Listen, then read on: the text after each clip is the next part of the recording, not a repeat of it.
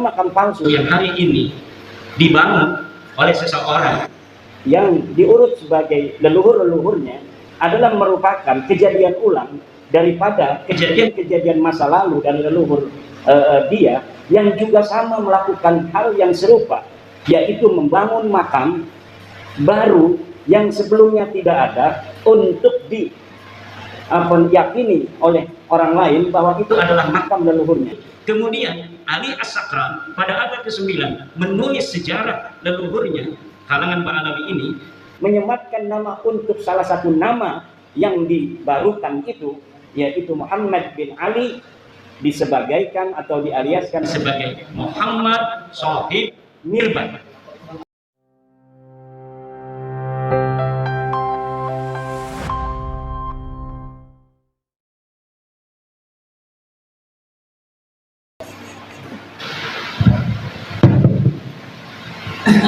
Assalamualaikum warahmatullahi wabarakatuh. Alhamdulillah, salatu wassalamu ala Rasulillah wa ba'du. Maka yang saya banggakan Profesor Dr. Manahem Ali dan seluruh sahabat pembicara yang hadir serta para hadirin di tempat yang mulia ini, Mu'alaf Center At-Tauhid yang saya muliakan. Saya akan berbicara tentang nasab Ba'alawi yang saya telah simpulkan sebagai nasab yang mardudun batilun ghairu sahihin munqati'un. Nasab yang batal, nasab yang tidak sahih, nasab yang munqati'. Berlandaskan apa saya menyatakan bahwa nasab Ba'alawi adalah nasab yang batil, nasab yang mardud, nasab yang tidak sahih, nasab yang munqati'. Paling tidak tadi saya telah coret-coret ada 15 poin yang akan saya sampaikan terkait dengan batalnya nasab Ba'alawi pada kesempatan yang berbahagia ini. Pertama, nasab Ba'alawi terputus karena Ubaidillah tidak terbukti sebagai anak Ahmad berdasar kitab-kitab yang sezaman. Tidak ada kitab-kitab yang sezaman yang menyatakan bahwa Ubaidillah ini adalah sebagai anak daripada Ahmad bin Isa. Ahmad bin Isa wafat pada 345 Hijriah. Kitab-kitab nasab yang banyak ditulis ketika itu abad ke-4, ke-5, ke-6, ke-7, ke-8 dan ke-9 tidak mencatat nama Ubaidillah merupakan anak daripada Ahmad. Ahmad bin Isa tidak terbukti hijrah ke Yaman berdasarkan kitab-kitab abad ke-5 sampai abad ke-9. Di dalam kitab-kitab nasab yang telah ada mulai abad ke-5, juga kitab-kitab tarikh, kitab-kitab sejarah yang ada dari mulai abad ke-5 sampai abad ke-9 tidaklah menceritakan, tidaklah mereportase adanya hijrahnya Ubaidillah atau ayahnya Ahmad bin Isa ke Yaman. Bagaimana orang yang tidak hijrah ke Yaman kemudian bisa mempunyai keturunan di Yaman?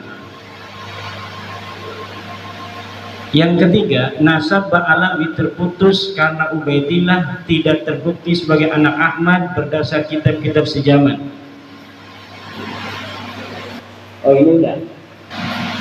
Salah ketik ini. Makam Ahmad bin Isa yang ada di Hadramaut baru ditemukan di abad ke-9. Jadi makam Ahmad bin Isa yang hari ini sangat populer berada di Hadramaut Yaman, itu di dalam kitab tarikh saya temukan bahwa makam itu ditemukan pada abad ke-9 Hijriah. Artinya ketika wafat 345 Hijriah sampai abad ke-9 Hijriah itu telah berjalan 550 tahun. Makam itu dulunya tidak pernah dikenal orang.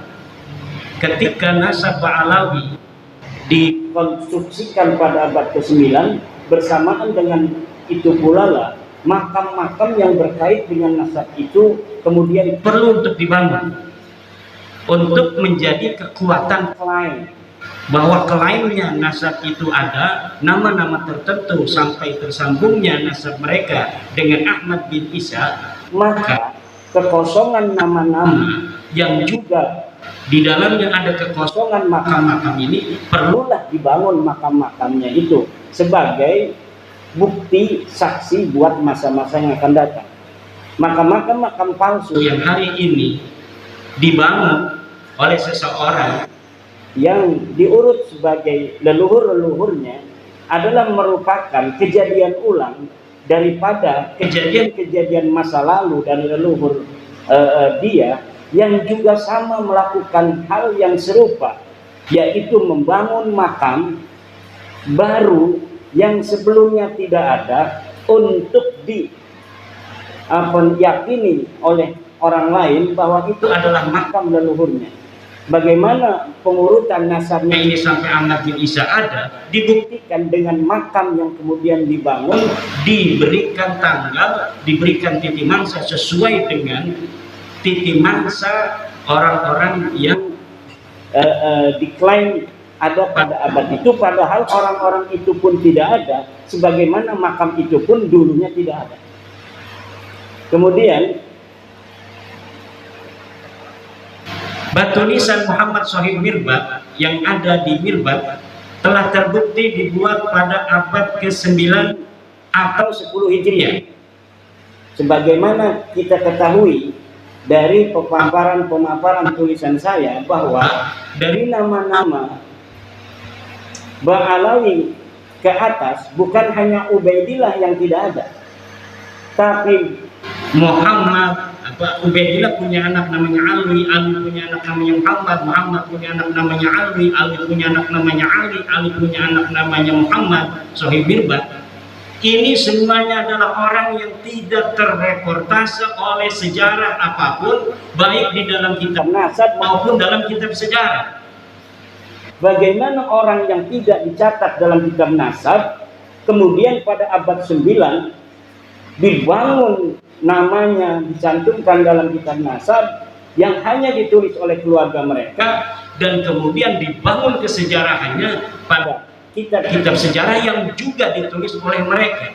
Ada kitab-kitab yang hari ini cetakannya ada, ditulis oleh orang lain, tapi apabila diteliti, lihat pentahkiknya, itu pentahkiknya adalah kalangan mereka. Dan saya meyakini setiap kitab sejarah yang ditahkik oleh kalangan Ba'alawi, maka pentahkikannya itu tidak jujur, dan di dalamnya pasti ada interpolasi nama-nama sesuai dengan nama-nama leluhur yang mereka catat. Kenapa? Karena nama leluhur mereka tidak tercatat dalam kitab sejarah, maka mereka merasa perlu untuk mencari manuskrip kuno, kemudian manuskrip kuno ini ditahkik olehnya, kemudian disisipi nama-nama dari keluarga mereka, dan ini dapat dipertanggungjawabkan karena saya telah meneliti beberapa pentahkikan dari kalangan mereka tentang kitab-kitab tarikh Hadramaut, tarikh San'a dan yang mengitarinya. Di dalamnya ada interpolasi, yaitu penyisipan tokoh yang tidak ada dalam manuskrip aslinya, kemudian disisipkan seakan tokoh-tokoh ini adalah merupakan tokoh yang historis. Kemudian Muhammad bin Ali diberi gelar Shahid Mirbad pada abad 9 tidak terbukti sebagai bergelar Shahid Mirbad. Menurut Ibnul Athir abad ke-7, yang bergelar Shahid Mirbad adalah Muhammad Al-Manjawi, raja di Mirbad. Ada seorang raja yang dicatat oleh Ibnul Athir, sejarawan masa itu, yang bernama Muhammad Al-Manjawi. Muhammad Al-Manjawi ini diberi gelar oleh Ibnu Khaldun, oleh Ibnul Athir sebagai Shahid Mirbad. Itu pada abad ke-7. Kemudian Ali As-Sakran pada abad ke-9 menulis sejarah leluhurnya, kalangan Ba'alawi ini, menyematkan nama untuk salah satu nama yang dibarukan itu, yaitu Muhammad bin Ali, disebagaikan atau dialiaskan sebagai Muhammad Shahid Mirbad. Tadinya tidak ada gelar Muhammad Shahid Mirbad untuk leluhur mereka, tetapi karena ada pencatatan dari mereka bahwa Muhammad bin Ali ini pernah ke Mirbat, maka diberi gelarlah leluhurnya ini yang bernama Muhammad bin Ali dengan Muhammad Shahib Mirbat. Saya telah membaca kitab-kitab yang berkaitan dengan sejarah Mirbat dan sejarah Difar, serta ulama-ulama yang hidup pada sejaman dengan Muhammad bin Ali dalam tanda kutip Shahib Mirbat ini, sama sekali tidak ada yang mencatat di samping kanan dan kirinya seorang ulama bernama Muhammad bin Ali yang digelari kemudian pada abad 9 dengan Shahib Mirbat dari kalangan Ba'alawi. Orang ini bukan hanya tidak bergelar Shahib Mirbat, tetapi juga kehistorisannya sangat dipertanyakan. Bahkan saya berani mengatakan itu adalah fiktif. Orang ini fiktif, tidak ada di Difar, tidak ada di Hadramaut, bahkan mungkin tidak ada di dunia acak. Seorang yang bernama Muhammad bin Ali. Lalu bagaimana mereka punya leluhur? Ya jelas mereka punya leluhur.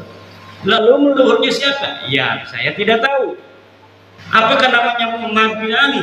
Ya bisa jadi. Tapi yang jelas bukan Muhammad bin Ali yang hari ini kita kenal kesejarahannya sedemikian itu. Lalu bagaimana kok bisa begitu banyak kitab-kitab yang mencatat kesejarahannya hari ini? Bisa ratusan kitab tentang Shahib Mirbat. Bahkan orang Mirbat sendiri hari ini, sejarawan Mirbat, lihat apabila mereka menceritakan tentang Shahib Mirbat, mereka belum sadar kalau mereka mencatat nama seorang yang tidak ada pada zamannya. Hebatnya ini Muhammad Shahib Mirbat. Dan saya kalau dipertemukan dengan sejarawan Mirbat, sejarawan Difar, saya yakin orang Difar dan orang Mirbat sejarawannya itu akan langsung sadar kalau sudah bertemu dengan saya. Apabila saya berikan algoritma dari sosok Shahib Mirbat ini, sejarawan Difar, sejarawan Mirbat, sejarawan Hadramaut akan langsung sadar bahwa ada masalah dalam kesejarahan, terutama kesejarahan nasab daripada sadat-sadat mereka ini, terutama yang berkaitan dengan klaim glorifikasi dari keluarga Ba'ali dalam ilmu pengetahuan, dalam tasawuf, dan dalam peran-peran kesejarahannya di masa itu yang berkaitan dengan politik, sosial, dan sebagainya. Bahkan saya sekarang sedang mencari orang yang bisa mempertemukan saya dengan para pakar-pakar sejarah di Yaman agar mereka tercerahkan. Yang saya ingin ketemukan adalah para pakar-pakar sejarawan yang tidak ada kaitan dengan Ba'alawi, yang insya Allah apabila dia itu bisa bertemu, maka itu akan langsung gampang sadar daripada orang-orang yang mempunyai subjektivitas dengan kalangan Ba'alawi. Dan saya meyakini itu, apabila algoritma ini sedikit dibuka, sadar mereka dengan itu, maka sejarah Yaman hari ini yang terbentuk begitu kokoh akan rungkat. Bukan hanya sejarah nasab Ba'alawi, tapi sejarah Yaman, sejarah Mirbat yang hari ini ada rungkat semua.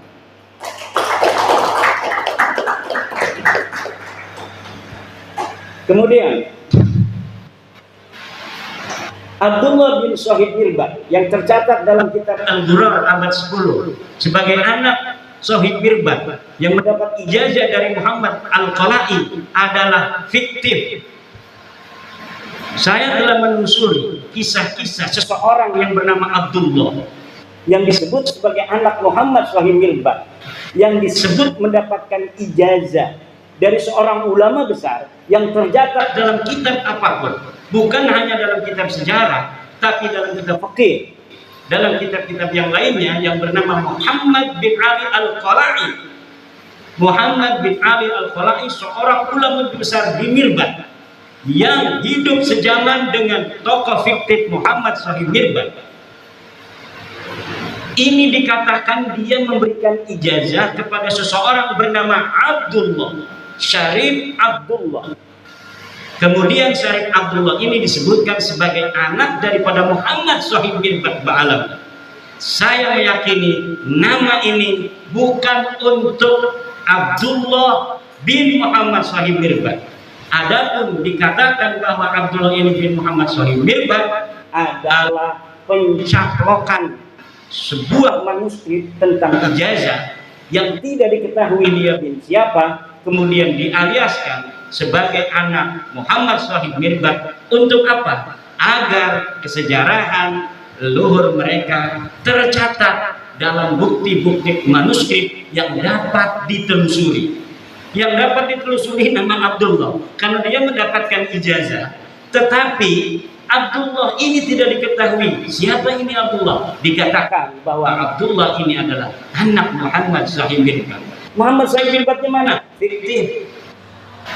Tidak ada Muhammad Shahid Mirbad yang bernama Muhammad bin Ali Ba'alawi. Muhammad bin Ali Ba'alawi atau disebut juga Muhammad bin Ali Khalifasam. Saya dapat menyatakan dengan tegas bahwa orang ini fiktif. Tidak ada ulama tarikh yang menulis kesejarahan tokoh ini. Tidak ada ulama nasab yang mu'tamadah, yang bisa dipegang keulamaannya dalam ilmu nasab, yang mencatat seseorang bernama Muhammad bin Ali yang hidup sezaman dengan Muhammad bin Ali Al-Qala'i. Kemudian, jadi yang terdapat dalam kitab As-Suluk tidak terbukti sebagai saudara dari Alwi. Jadi ada kitab sejarah yang kitab sejarah ini adalah mu'tamadah yang bisa dijadikan pegangan untuk sejarah Yaman. Disebutkan ada seorang bernama Jadid yang disebut seorang syarif. Lalu keluarga Ba'alawi pada abad 9 mengatakan bahwa Jadid ini adalah saudara dari leluhur mereka yang bernama Alwi. Dengan demikian, kekosongan kesejarahan mereka dalam kitab-kitab tarikh itu mudah-mudahan menurut mereka bisa terpenuhi dengan adanya nama Jadid yang dicatat dalam kitab As-Suluk. Bagaimana caranya? Dengan mengakui Jadid ini sebagai saudara dari leluhur mereka yang bernama Alwi. Dan ini pun nanti akan terjadi pada seorang ulama bernama Salim bin Basri, yang kemudian Salim bin Basri ini yang tercatat dalam kitab-kitab sejarah itu diambil namanya, dialiaskan bapaknya yang bernama Basri sebagai saudara daripada Alwi. Jadi dari sini ngambil supaya kuat. Ternyata yang diambil ini polanya sama. Setelah diambil namanya sebagai bagian dari keluarga mereka, lihat hari ini dalam kitab Syamsul Dhahirah, orang-orang yang tercatat dalam sejarah ini diingkiratkan, dikatakan bahwa mereka tidak mempunyai keturunan. Nama Abdullah bin Shahid Mirbad inqarada, tidak punya keturunan. Lihat Jadid inqarada fi al-qarnis fi akhir qarnis sitti, dia ingkirat di akhir abad 6. Kemudian lihat Salim bin Basri, demikian pula dikatakan bahwa keturunannya ingkirat pada akhir abad ke-6. Semua orang-orang yang ada di dalam buku-buku tarikh, dalam buku-buku sejarah yang diambil nilai-nilai sejarahnya, kemudian sosok keturunannya dikatakan tidak ada. Sementara orang-orang yang sama sekali tidak dicatat dalam sejarah seperti Muhammad Shahid Mirbad itu kemudian berketurunan sampai hari ini. Ini yang terjadi dengan nasab Ba'alawi. Kemudian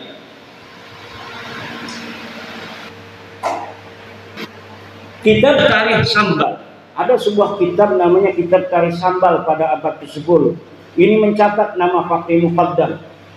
Menurut peneliti sejarah dan geografi Hadramaut yang bernama Profesor Hussein Saleh bin Isa bin Umar bin Salman, kitab itu menurut beliau adalah kitab jiplakan dari kitab Ibnu Hisan.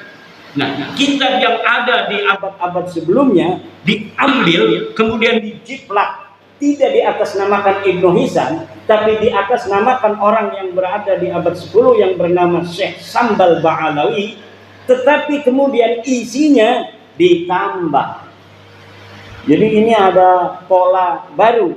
Kalau pola-pola yang dulu saya temukan, manuskrip dicari, kemudian manuskripnya ditulis, setelah manuskripnya di restorasi, kemudian disisipkan nama-nama yang tidak ada di dalam manuskrip asli untuk dicetak, sehingga nama yang tidak ada ini menjadi ada dan kemudian dianggap sebagai apa yang ada dalam manuskrip aslinya.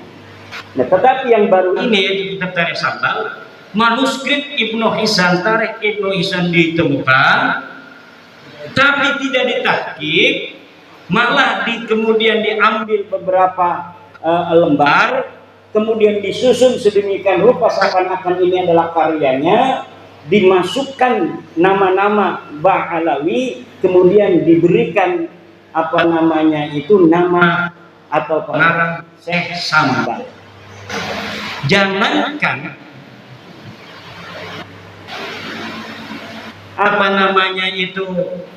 kitab ini ada pada masanya, tokoh Syekh Sambalnya aja ada yang melakukan, dia betul-betul pernah ada.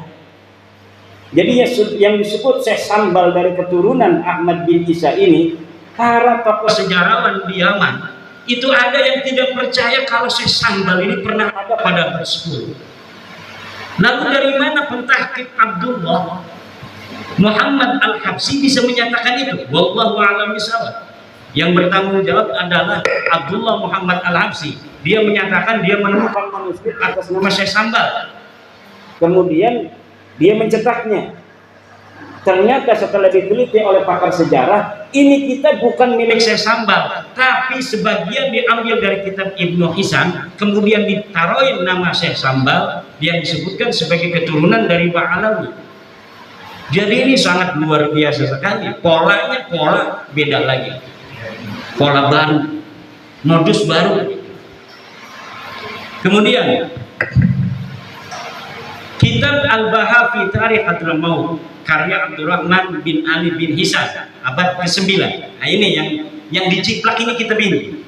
Kitab yang tadi saya sebutkan, Tarikh Syekh Sambal, itu adalah jiplakan dari Ibnu Hisan. Ibnu Hisan ini menulis sebuah kitab namanya Al-Baha fi Tarikh Hadramaut. Pengarangnya namanya Abdurrahman bin Ali bin Hisan, wafat 818 Hijriah. Kitab ini pun ditahqiq oleh orang yang sama, yaitu Abdullah Muhammad Al-Habsyi, dan di dalamnya disisipkan nama-nama Ba'alawi. Kalau tidak percaya, silahkan. Siapa yang mau mencari manuskrip aslinya daripada Al-Baha fi Tarikh Hadramaut itu, yang di dalamnya, di dalam versi cetak hari ini kita dapatkan nama-nama Ba'alawi, saya berani bertaruh bahwa di dalam manuskrip aslinya tidak ada nama-nama Ba'alawi yang tercatat. Jadi tidak perlu sibuk-sibuk saya untuk mencari manuskrip, karena saya telah meyakininya. Bagaimana meyakininya? Oh, itu hanya husnudon atau suudon, karena polanya sudah ketahuan. Kalau 1, 3, 5, selanjutnya itu adalah 7 dan 9. Kalau kita katakan 1, 3, 5, selanjutnya itu adalah 7, 9, dan 11. Kalau kita katakan 2, 4, 6, maka selanjutnya adalah 8, 10, 12. Tidak perlu kita menghitung-hitung dengan kalkulator. Kita akan tahu bahwa setelah 1, 3, 5 adalah 7 dan 9. Kita punya ilmu, punya otak yang diberikan Allah, ngapain kita susah-susah? Kalau pola algoritma itu sudah kita tebak. Kalau tidak percaya, silahkan buktikan. Jangan kita disuruh cari manuskrip. Yang tidak percaya bahwa yang saya katakan dia bohong, harus nyari manuskripnya. Gus Umel, kenapa Kiai Iman nggak cari manuskrip Alwi bin Thohir gitu? Saya punya kitabnya Al-Majdi, bahwa di dalam Al-Majdi itu bukan bin Al-Hasan tapi Minal Hasan.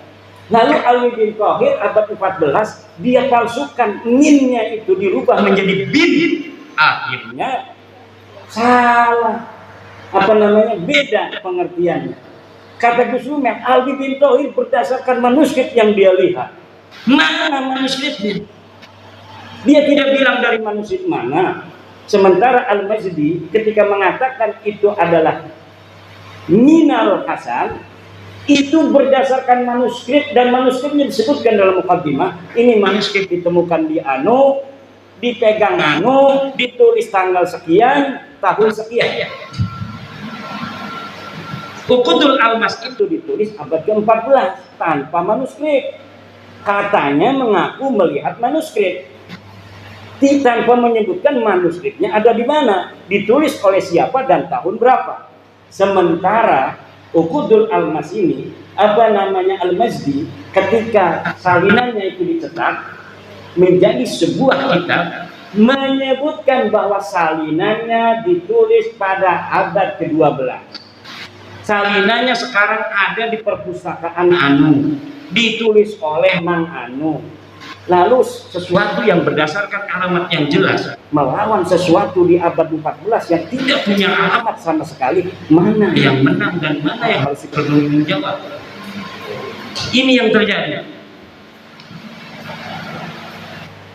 Kemudian kitab Al-Imam Al-Muhajir, ada sebuah kitab namanya Al-Imam Al-Muhajir, ditulis oleh Muhammad Yashihab, ini ada di Indonesia, dan Abdullah bin Noh, ini seorang ulama di Bogor, ditulis tanpa referensi sejarah.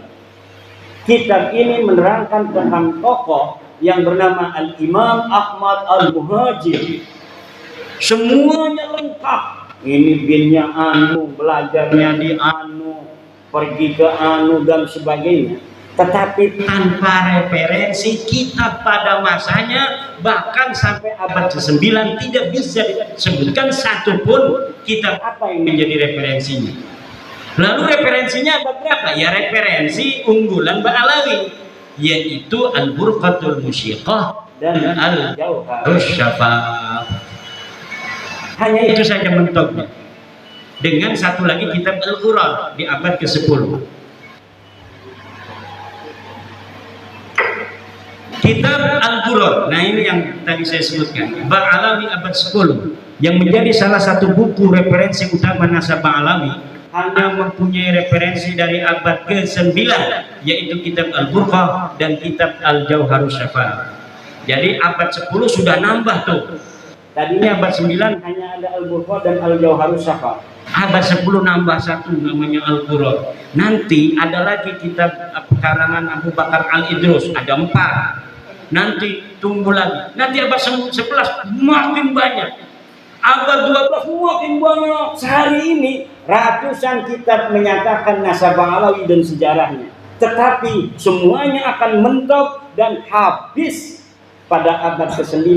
Referensinya tidak akan bisa nganclong ke abad ke-8, abad ke-7, abad ke-6, abad ke-5, dan abad ke-4. Karena memang semuanya is nothing. Orang ini tidak pernah ada. Tuh.